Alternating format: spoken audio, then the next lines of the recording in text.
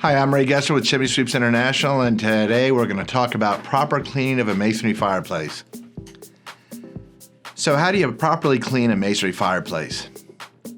First, you do your full inspection. How I properly clean a fireplace is that I'll either clean it from the top down or the bottom up.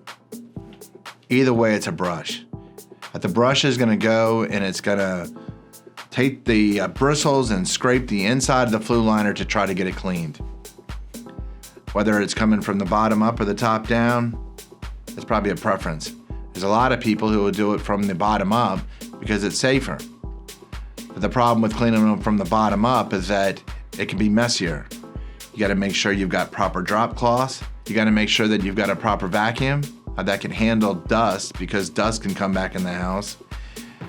It's also kind of messy. So how people clean it from the top down is they'll come inside and close the damper. That usually gives an airtight seal, but it's always good to put a drop cloth or something over the top so no air or soot can come inside the fireplace and soot up a house. They'll go up on top of the roof, they'll take the chimney cap off, and they'll run standard brushes down the chimney and just sweep it back and forth, just like the old days of Mary Poppins. If you find out that your flue is dirty or it's got caked on creosote, or the creosote's a little bit more difficult to get off, then sometimes you might have to clean it using a rotary cleaning system. It's kind of like weed eater string hooked to a drill, hooked to a little spinning rod, and it whips and cleans it like a weed eater would. Cleaning it down the chimney, if that gets everything off, gets all the creosote off and it becomes clean, then that's great. Sometimes you'll have glazed or baked on, or it's called level 3 creosote. That can be more difficult to get off. And sometimes you might have to do the same kind of rotary cleaning. Instead of using weed eater string, you're going to use calibrated chains. So these chains are calibrated to spin at a certain RPM. It's 800 RPMs or less. And what happens is that it kind of beats off the creosote off the inside of the chimney liner. That's called a mechanical cleaning.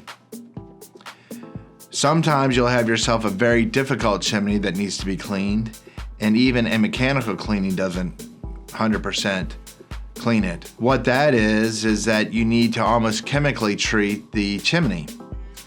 You'll spray this stuff, it's one product, it's called Creoway. You'll spray it inside of the fireplace, and then you'll burn a fire.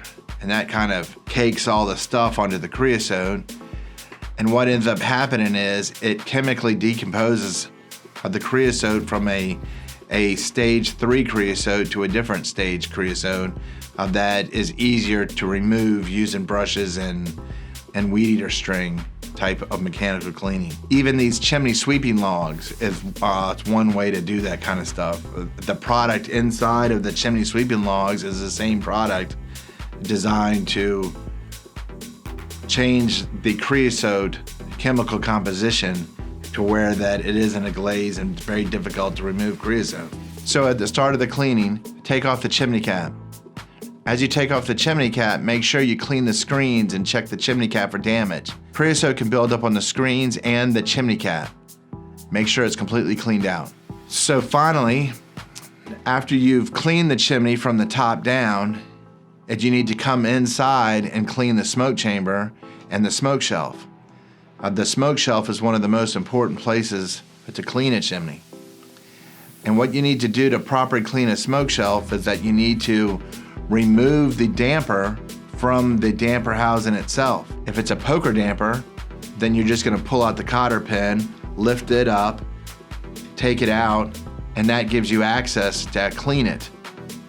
If it's a rotary damper, it's more difficult to get the rotary damper out, but that can be done too. After the damper is out, you can take a chimney brush and brush the side walls of the smoke chamber and the back wall and the front wall of the smoke chamber. You use an oversized brush, and that can usually get a lot of creosote off. If you find out that the creosote is either baked on or it's stuck on there really hard, then what you get is get the little weed eater, it's rotary rods, it hooks to a drill, and spin it up the chimney, and it beats off the creosote, so that way you can get it cleaner. After you clean the Smoke chamber, you've got to clean the smoke shelf. And usually you can take the vacuum and vacuum off the smoke shelf. There's a few reasons why it's important to clean the smoke shelf. Obviously, one, you'll have creosote built up there, and that's a fire hazard. But two, a properly cleaned smoke shelf allows the air that comes down the chimney to get redirected back up the chimney, and that redirected airflow increases your draft coming up from your damper.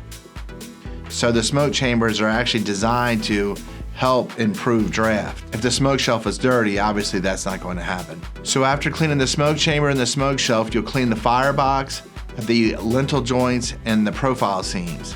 Just take a hand brush and clean them off, get them nice and clean, and then you hand bag all the ashes and all the soot into a trash bag, and then you vacuum up all the extra dust on the floor, and you've got yourself a clean chimney. There are some chimney sweeps who will and some who won't clean out the ash dump door. Our company has it that the ashes in the ash dump is a convenience for the homeowner. It's not really a fire hazard, so that's how we leave it. And that's why we don't clean them out. So after cleaning up everything, make sure you don't have any soot or anything in the hearth or around the hearth or on the floor. So take your drop cloth, it can be a $3 tarp, and fold it onto itself and make sure that no soot falls on the floor. Take a good look at everything around. If you see anything, make sure you vacuum it up, and then look around the house and make sure you didn't get any soot anywhere. Clean everything out, bring it back to the truck, and you just did a great chimney cleaning. This has been your proper chimney cleaning training video. I'm Ray Gestern with Chimney Sweeps International. Tune in for more videos.